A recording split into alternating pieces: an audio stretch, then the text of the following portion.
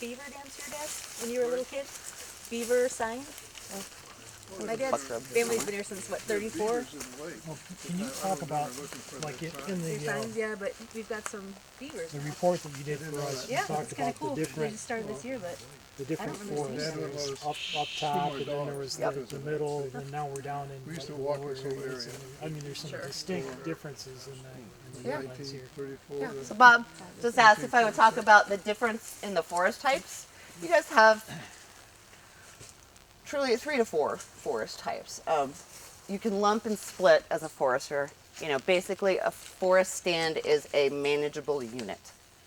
And so even though a hemlock grove is slightly different, I might call it all one stand and not mark a hemlock as separate because you might not be doing anything different to it than you would if you lumped it in with the rest of this lowland stand, because you're not really going to do much with hemlock, I don't think. So yeah, up on the top we were looking at white pine, red oak, sugar maple, and down here we start to see in beech more of the shade tolerant stuff. This is an older forest. This has been succeeding longer. That is why you have beech, which is shade tolerant. The beech had to grow up under shade that are here. And so we know that there was a forest here before them. And I think what you guys had here was a big white pine forest because there's evidence of some of those old decaying stumps. And this came in under that. And so the species here are different, especially by the water. Here we have an aspen. Still, this is probably a red oak. But we have, this one here is a black oak. And this here, I'll be doggone. It is. It's a black ash. I thought so. Black ash are the only ash that have stalked petioles. Like this is their whole leaf. And ash leaves are opposite from one another. They come off exactly across from one another all the way up the stem. And so these are no longer big anywhere in anywhere. And it's going to continue, but they persist. Is that the species that's used in basket making? Yes. Yeah, this is used and it's protected. Black ash is one of the ones I'm most concerned about because Native Americans, especially in the lower Mitten and the UP, use this as part of their traditional basket making and for a couple of other things, I think, because it's like exceptionally bendy. So yeah, so you should also have, I would expect green ash down here. Both of those species like to have their feet wet. So they like to be, by water. Uplands, you're going to have white ash, but all of them have been affected by emerald ash borer, and you very rarely see them get any bigger than this. See, it's dying. It's dead. It's dead. It just doesn't know it yet. So, emerald ash borer still. If you climbed up there or cut it, you would find the D-shaped holes.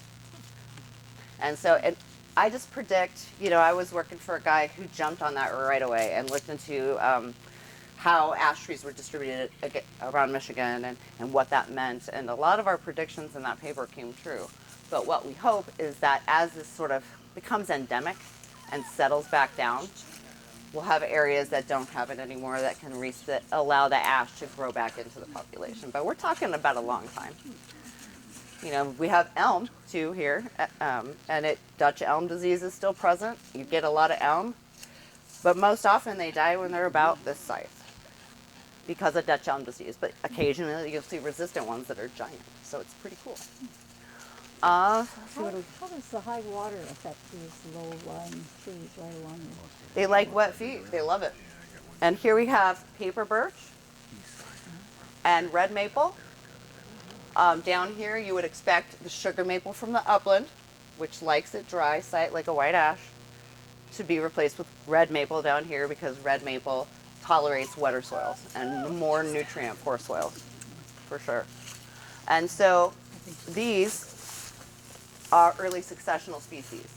The birches will come in and the aspen come in again, just like oak when the ground is open. They like it sunny, but you can see they're being replaced by maple. As in these younger size classes, it's maple that are coming up and a few oak that are going to replace those early successional ones as they die. And they're very short-lived. Birch and aspen both live around, birch can live to be 300 years, yellow birch, but typically paper birch and aspen are 50 to 60 years before they start to decay. And when they decay, it's very quick. They're softwoods, they just fall over. and decay quick. So we have a lot of evidence of deer browse around here. This right here is a nasty thing. You guys, oh, really?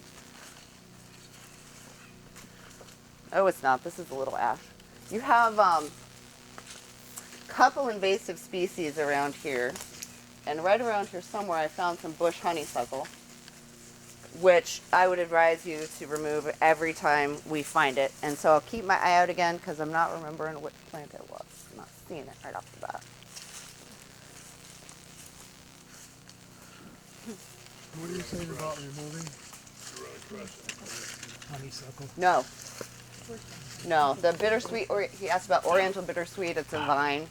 It was brought in, it makes those pretty orange berries that people will use for decorations. But it strangles trees, and it is so dominant. I have one property, it looks like, honestly, it's been there so long. The trees are all dead, they have it climbing all over them, and the ground actually looks like it's like vomiting bittersweet. It's like unbelievable to get rid of that stuff. And yes, any invasive shrub, the easy recommendation is to cut it to a very short stump. Within 10 minutes, apply Roundup to the cut stump so that it doesn't resprout. Autumn olive, multiflora rose, bush honeysuckle, oriental bittersweet, any of the invasives you don't want, that's the prescription. And if you have a low level of infestation, it's not that bad, the manpower to do that. It really is not. You just walk around the woods and spray once a year. So. There's some special dabbers they have somewhere that some Forest Service is using. Because sometimes you get the bottles are messy, they're Roundup and that, and the spray gets all over, but they're using like a little bottle with, I don't know, some kind of tip that's a dauber with the Roundup in it. I want to try and see if we can find something maybe That would work too. invasives that Mark is part. Yeah. Yeah, that would be nice and clean. Easy. Yeah, everybody's a little suspicious of Roundup, I think right now. My significant other yesterday was like, well, I have this backpack. It's a little leaky, but it's just Roundup. I'm like, you read the news, right? All right, shall we? Anybody other questions? If not, we can head down just a little ways. You say hi.